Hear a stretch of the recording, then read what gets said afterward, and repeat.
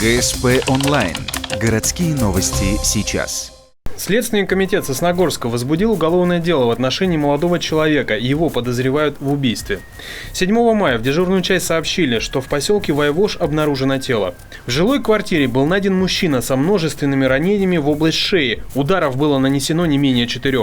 Вскоре был задержан подозреваемый, молодой человек. Молодой человек, которому предъявлено обвинение в совершении убийства мужчины, являлся его знакомым. То есть они поддерживали какие-то между собой отношения не дружеские, просто были знакомы между собой. Распивали вместе спиртное.